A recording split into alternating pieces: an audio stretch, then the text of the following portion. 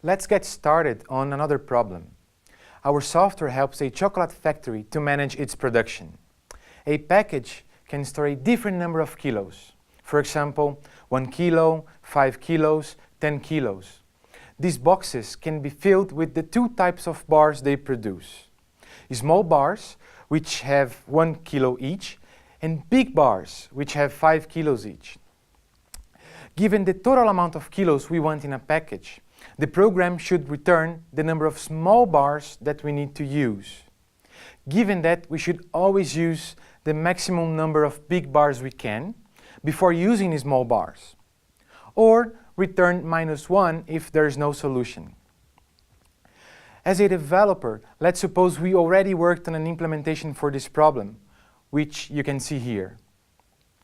If you pay attention to the code, you will see two parts. The first part calculates the maximum number of big bars we can use, given the total kilos we should produce and the number of big bars we have. The second part then calculates the remaining kilos we still need to fulfill with small bars.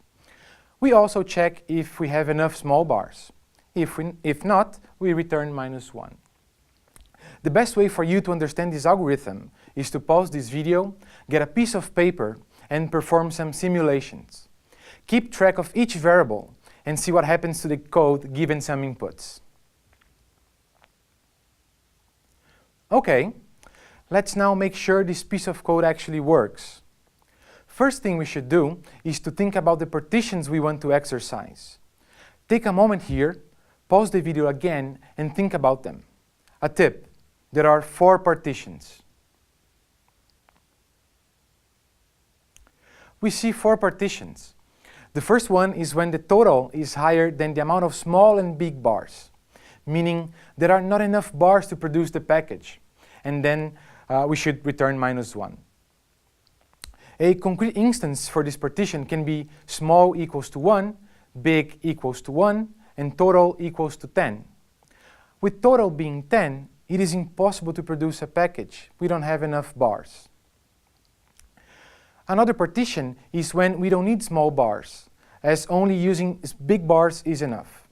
An instance for this partition can be small equals to 5, big equals to 3, and total equals to 10. With total being 10, we can use 2 big bars. There is no need for small bars, and thus the program must return 0. Then we may need both big and small bars in the package. For example, for small equals to 5, big equals to 3, and total equals to 17, we must use the 3 big bars we have and complement it with 2 small bars. Thus, the program should return 2. And finally, we may need only small bars. If small equals 4, big equals 2, and total equals 3 kilos, then we can't use the big bars. After all, they are 5 kilos each. So we should only use our small bars, which in this case means 3 small bars. And thus, the program must return 3.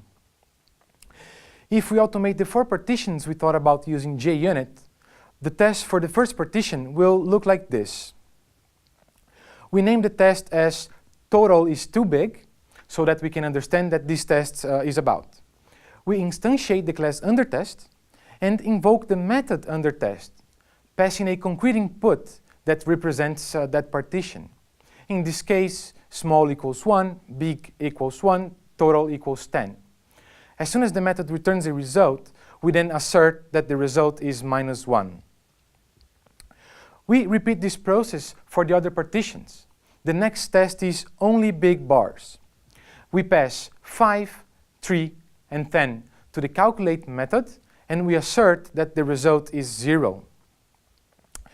The first 2 tests are now automated, but we still have 2 more to go. This is your task in the next exercise. Good luck!